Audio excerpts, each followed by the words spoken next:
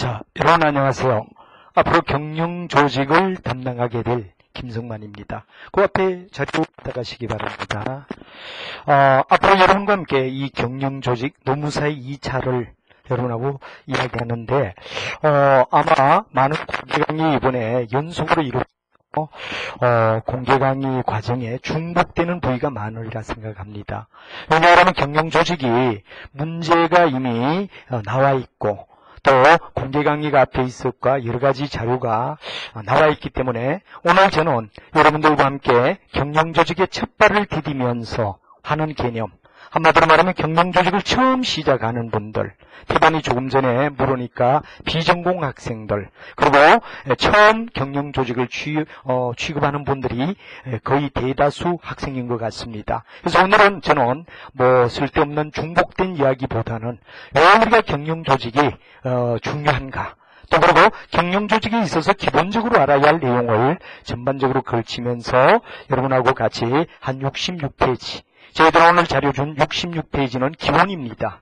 이런 거는 정성적으로 우리가 해야 되느냐 그러면은, 물론 시험까지 나오는 데까지 접근하기는 어렵더라도 기본적인 내용이 되기 때문에 여러분 필히 여러분이 본 수업을 들어가기 전에 이 66페이지에 해당되는 부위는 반드시 여러분이 봐오시고 제가 오늘 함께 정리가 되어야 된다는 얘기를 드리겠습니다. 그래서 저는 앞으로 바로 종영에 뭐가 되느냐, 조직의 행동에 속하는 영역은 뭐 여러분 잘 알지만 일종의 뭐가 되느냐, 이 두 가지. 그래서 두 가지 분야를 갖다 분리하면서 뭐가 되냐, 교재를 갖다 둘러서는데 이미 여러분이 나와 있는 내용을 갖다 알 겁니다.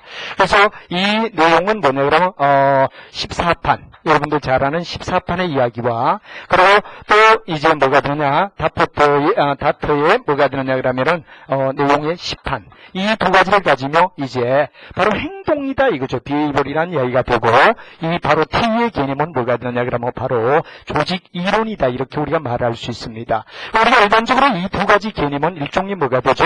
조직은 생명체라고 볼 때 이건 동적 상황이라고 얘기를 할 수 있죠. 움직임 속에 일어나는 거, 소위 말해 뭐가 되냐, 개인이나 집단이나 조직의 감정적 처리, 개인의 스트레스가 어떻죠? 개인의 학습이 어떻죠? 개인이 과연 어떤 동기를 부여하죠? 동기부여 이론 등등, 이런 동적 흐름을 갖다 우리가 배우는 게 바로 조직의 행동이라고 얘기를 할 수가 있습니다. 근데 많아요. 우리가 봤을 때 여기는 정적 부위다 이거죠. 조직의 구조나 조직의 문화나 조직의 어떤 형태, 이런 내용에 대한 문제가 정적 구조를 갖다 구분하는데, 우리는 이 두 가지 교재를 가지고서 여러분과 그 본수업에서 진행하겠다, 그런 말씀을 드리며, 이중적 구조가 있다. 한마디로 말하면 생물체라면 우리가 흐름을 갖다 나타내는 동적 구조와, 그리고 뭐가 되냐 그러면 정적 구조라는 두 가지 과정을 갖다 우리는 얘기할 수밖에 없다. 그래서 바로 여기에 행동 이론의 14판과 그리고 기술 이론의 뭐가 되냐, 정적 부위의 이론 이야기의 이 10판 두 가지를 가지고서 진행을 하겠다, 그런 얘기를 먼저 여러분에게 얘기를 드리고, 이제 여러 교수님들이 아주 훌륭한 내용을 이미 분석에 대한 이야기, 그 다음에 뭐 전반적인 이 분포도, 이런 이야기는 중복이 되지 않게끔 여러분에게 그런 얘기를 드리며,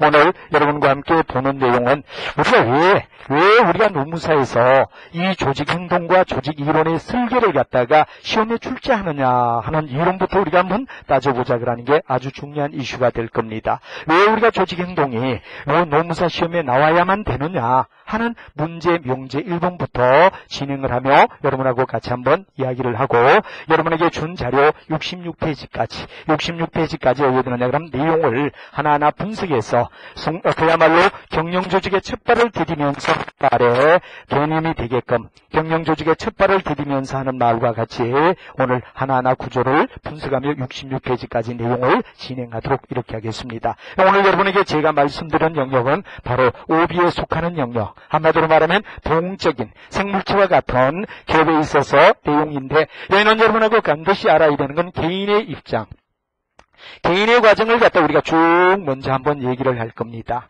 그리고 개인이 지나면 뭐가 되느냐 그러면 집단에 대한 얘기가 되겠죠. 그죠? 두 사람 이상이 모여서 이루는데 집단의 과정은 어떤가? 집단이 좀 더 발전되면 조직의 구조에 어떤 영향을 줄 것인가? 이렇게 해서 우리는 3단계에 걸쳐서 개인의 입장은 어떤가? 조직이 개인에 있어서 어떤 영향을 주죠? 개인의 스트레스가 어떻죠? 개인의 학습이 어떻죠? 개인에 대한 이야기가 완벽하게 이루어져야 되겠다. 그런 문제가 되고, 다음 문제는 집단에 대한 문제, 집단의 문제, 그리고 이제 우리가 봤을 때 완벽한 조직의 문제, 이런 단계로 갔다가 접근하면서 통상 우리가 1장은 물론 경영 행동에 뭐가 되느냐 그러면 뭐 여러 가지 상황이나 내용을 갖다 이론적으로 전개하는 게 1장 이야기라고 얘기하죠. 그러면 개인에 대한 이야기가 2장에서 7장까지가 개인에 대한 이야기가 전개가 될 겁니다. 오늘 자료 준 데서.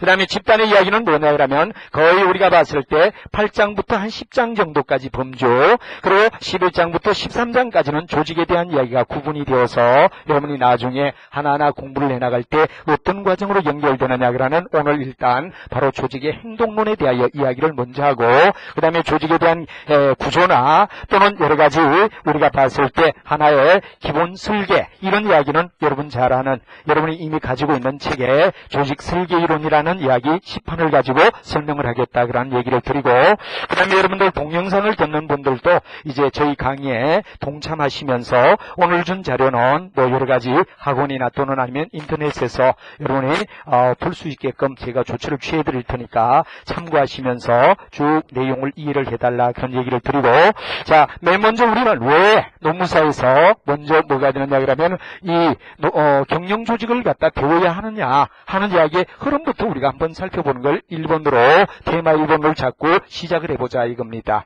왜 경영 조직이 노무사 시험에 나와야만 되느냐?